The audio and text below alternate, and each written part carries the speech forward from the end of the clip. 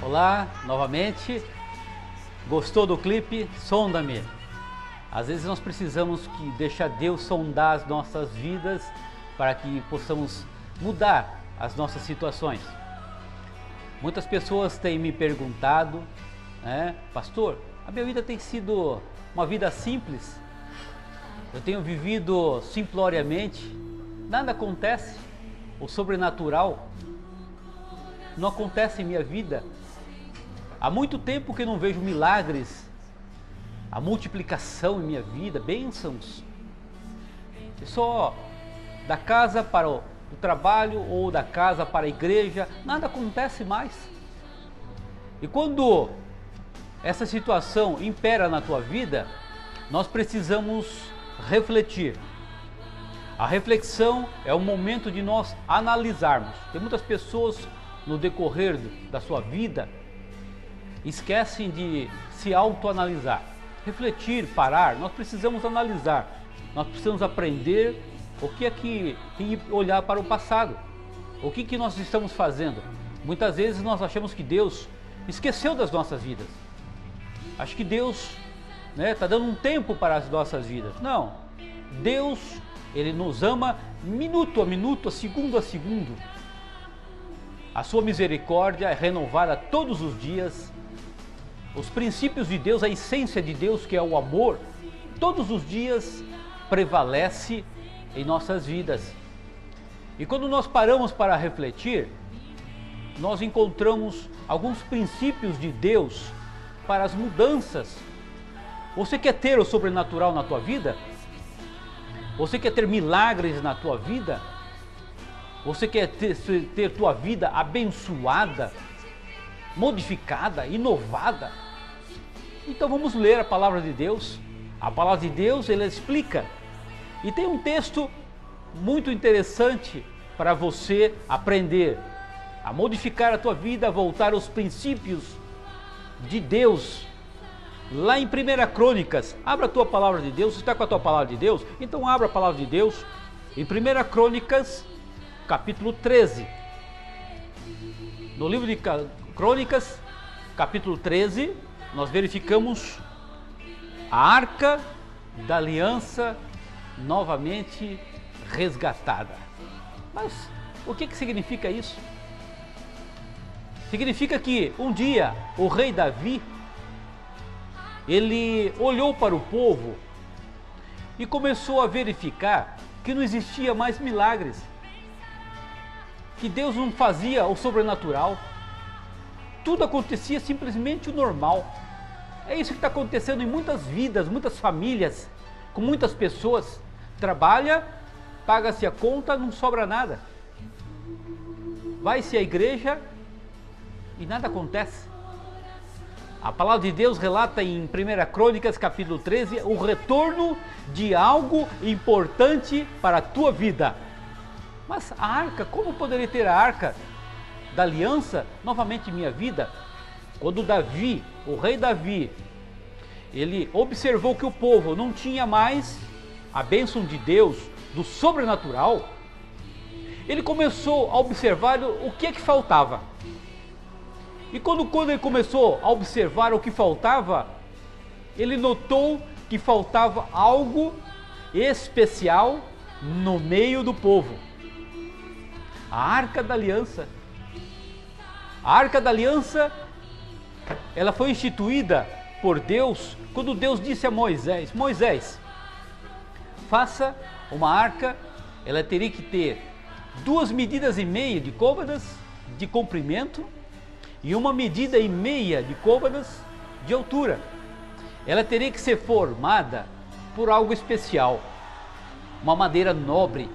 E essa madeira nobre era a acácia, cheirosa, uma madeira difícil de se conseguir naquela época. E essa madeira teria que ser revestida de ouro, todinha de ouro, por cima da madeira e por dentro e por fora. Ela teria que ter umas argolas e o varão. E em cima, 2 anjos, 2 querubins, mostrando a glória de Deus. Essa Arca da Aliança, ela tem uma simbologia. A simbologia, a madeira da cássia é a madeira da cruz, a cruz de Jesus. O ouro é a pureza de Deus, a preciosidade de Deus. Aquelas argolas significavam o início sem fim, aliança com Deus, aliança que não tem fim, no começo nem fim. É um casamento, é usado nos matrimônios, significa o casamento com Deus, significa a união com Deus, a igreja com Jesus. A simbologia. E dentro dessa arca haveria de ter 3 coisas importantes que nós vamos estudar neste dia. Primeiro, a primeira coisa que eu quero que lembrar, para que você tenha o sobrenatural, para que você tenha o milagre de Deus na tua vida, o primeiro item que tinha que ter contido naquela arca da aliança era a vara de Arão, um pedaço da vara de Arão. Aquela vara era de uma árvore, a de amendoa, ela floria. E aquela vara ali significava o sacerdócio de Arão, o sacerdócio nosso. Nós somos sacerdotes de Deus, o sacerdócio embutido em nossas vidas, o ministério nosso que foi dado por Deus através de Jesus. No livro de 1 Pedro, capítulo 2, versículo 7 ao 9, relata o que você é, o que nós somos, o que eu sou, o que você poderá ser. Um povo eleito, uma nação escolhida, um povo separado e um sacerdócio real. Você faz parte do sacerdócio de Deus, um ministério dado a você, um ministério profético, uma palavra que se cumpre através dos tempos. Haveria de ter dentro desta arca da aliança a vara de Arão, simbolizando o sacerdócio de Deus. O segundo item que deveria ter contido dentro da arca da aliança é os mandamentos, os 10 mandamentos de Moisés, os mandamentos que Deus deu a Moisés para o povo de Israel, o mandamento que tem que ser cumprido, o mandamento de Deus, as regras de Deus que não podem ser quebradas, que ao longo do tempo foi quebrando, foi se desfazendo. Nós não podemos quebrar a ordem de Deus, a ordenança, o regulamento de Deus, os mandamentos de Deus para o povo. Temos que ser obedientes, servos obedientes aos mandamentos de Deus. Um servo que está fiel, obedecendo a palavra de Deus, a palavra da justiça.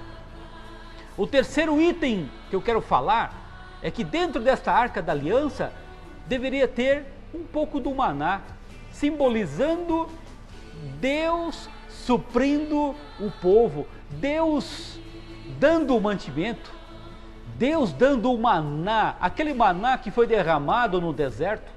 Todos os dias era derramado o maná, Deus fazia o maná cair sobre o povo se alimentava, Deus suprindo, Deus cuidando, Deus olhando para o seu povo.